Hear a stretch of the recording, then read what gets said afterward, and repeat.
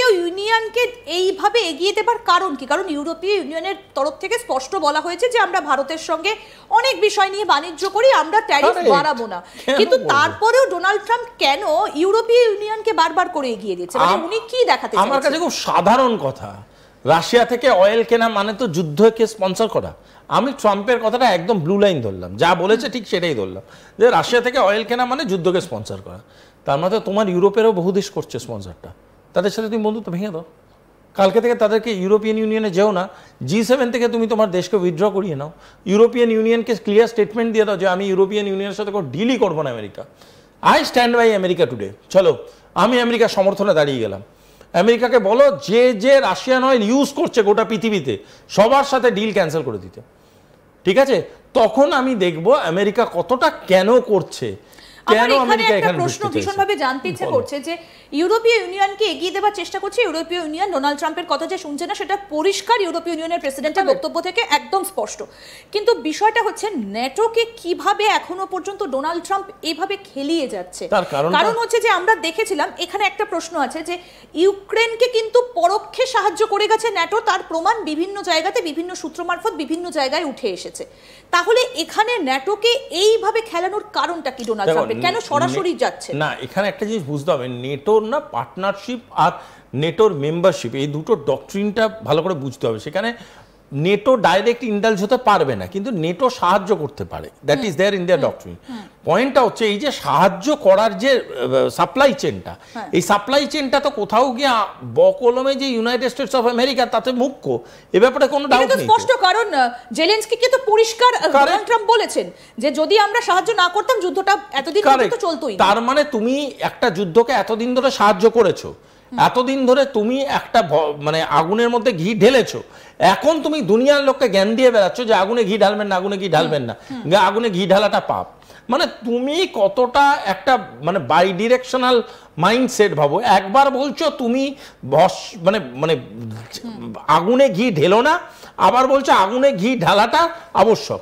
কি করতে হবে নিজেই বুঝতে পারছে না, একটা কনফিউজ স্টেট। নেটোকে অ্যাকচুয়ালি এতদিন ধরে ইউনাইটেড স্টেটস অফ আমেরিকা নিজের মতো করে অপারেট করেছে। আজকের ডেটে দাঁড়িয়ে আমেরিকা সেই নেটোকে ইউটিলাইজ করতে পারছে না ঠিক মতো। এখন কি চাইছে আমেরিকা? যে নেটো সব ডক্ট্রিন ভেঙে ডাইরেক্ট ইউক্রেনের যুদ্ধে পার্টিসিপেট করবে রাশিয়ার বিরুদ্ধে। তাহলে অটোমেটিক্যালি ইউরোপের বহু দেশ এনগেজ হয়ে যাবে, ইউরোপের বহু আর্মি মিলিটারি এনগেজ হয়ে যাবে, নেটো আর্মি মিলিটারি এনগেজ হয়ে যাবে। রাশিয়া যদি প্রচণ্ড রকমভাবে প্রেশারাইজড হয়, রাশিয়ান অ্যালাইজদেরও কল আফটার হতে পারে। যদি সেটা হয়, এশিয়াতে ঝামেলা সৃষ্টি করা যেতে পারে। এশিয়াতে যদি ঝামেলা সৃষ্টি করা, অটোমেটিক্যালি চায়না, ইন্ডিয়া, এরা সবাই এইটাই বোধহয় সবথেকে বড় দুঃস্বপ্ন। এই যে শেষ যে নামটা আপনি উচ্চারণ করলেন, ইন্ডিয়া, এখন বোধহয় দিনের বেলা জেগে জেগে রাত্রিবেলা ঘুমিয়ে ঘুমিয়ে বোধহয় ডোনাল্ড ট্রাম্প এই ইন্ডিয়ার দুঃস্বপ্ন দেখছেন। তবে এই মুহূর্তে দাঁড়িয়ে আমরা এবারে যে আলোচনাটায় আসবো, অত্যন্ত তাৎপর্যপূর্ণ একটা আলোচনা। কেন ডোনাল্ড ট্রাম্প গোটা বিশ্ব জুড়ে এরকম একটা যুদ্ধের জিগির তুলেছেন? কেন যুদ্ধের জিগিরটা তুলছেন জানেন? কারণ বেশ কিছু গোপন তথ্য আজ তাক বাংলার কাছে এসেছে। তৃতীয় বিশ্বযুদ্ধের জিগির তুললে কোথায় প্রফিট হবে ডোনাল্ড ট্রাম্পের? আজ তাক বাংলার কাছে রয়েছে ট্রাম্প ফ্যামিলির অতি গোপন নথি, যে কেন তৃতীয় বিশ্বযুদ্ধ লাগলে বিশাল লাভ হবে ডোনাল্ড ট্রাম্পের। আমরা এই বিষয় নিয়ে আলোচনা করব। আন্তর্জাতিক সম্পর্ক বিশেষজ্ঞ শুভাশিস ব্যানার্জি আমাদের সঙ্গে রয়েছেন। তবে তার আগে টুইটটা দেখাই।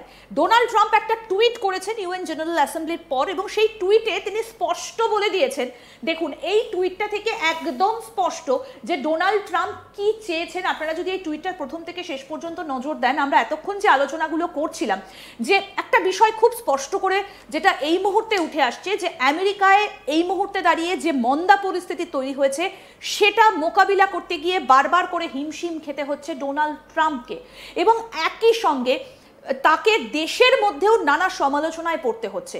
সেখান থেকে বেরিয়ে আসতে ডোনাল্ড ট্রাম্প যে পদক্ষেপগুলো করছেন বা যে বক্তব্যগুলো সামনে আনছেন, সেটা গোটা বিশ্বের কাছে অত্যন্ত হাস্যকর এসে ঠেকছে।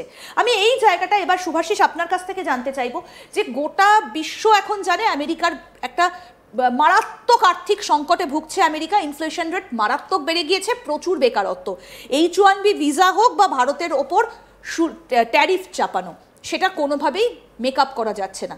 তাই কি তৃতীয় বিশ্বযুদ্ধ বাঁধিয়ে দেবার একটা চেষ্টা করছেন, যাতে অস্ত্র সরবরাহ করে, অস্ত্র বিক্রি করে বেশ কিছুটা প্রফিট ঢোকানো যায়, জিডিপি বাড়ানো যায় দেশের?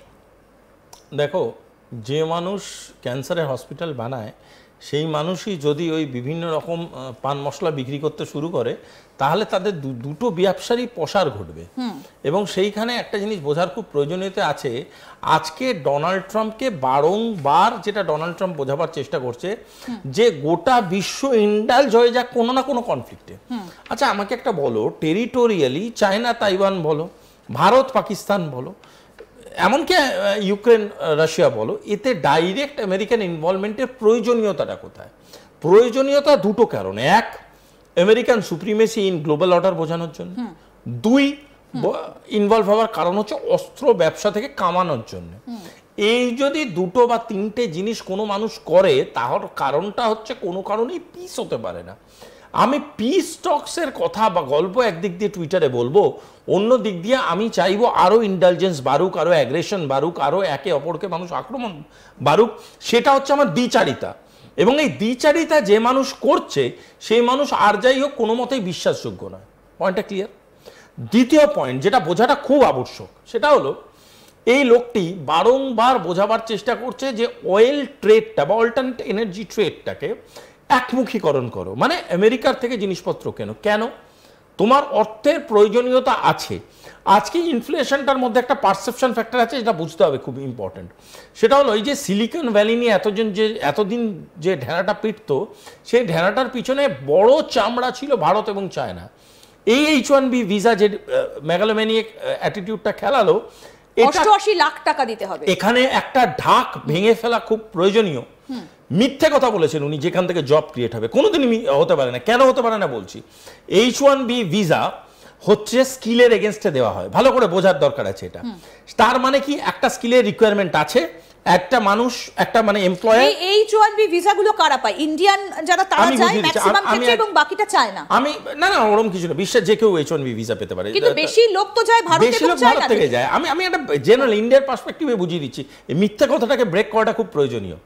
একটা স্কিল সেটের রিকোয়ারমেন্ট ইউএসএ তে জেনারেট করে, এই স্কিল সেটটা একটা এমপ্লয়ি আইডেন্টিফাই করে, ধরো XYZX নামে একটা এমপ্লয়ি, সে আইডেন্টিফাই করলো যে এরকম একটা স্কিল সেটের দরকার আছে। এবার এই স্কিল সেটটা সে ভারত থেকে আনাবে, সেই ভারতের সেই ব্যক্তিকে রামশ্যাম যদুমধু যেই হোক, তাকে H1B ভিসাটা প্রাপ্তি করায়। কে করায়? এমপ্লয়িটা করায়। এবার তাকে নিয়ে আসা হয় আমেরিকার।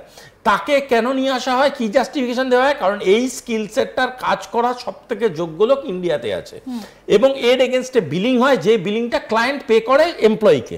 বোঝা গেল পরিষ্কার? এবার পয়েন্টটা হচ্ছে যে যদি আমি H1B ভিসাটা ধরে নিলাম একটা মেয়াদ 1 কোটি টাকার কাছাকাছি যেটা চেয়েছে, সেটার জন্য H1B ভিসাগুলো ক্যান্সেল হতে শুরু করলো।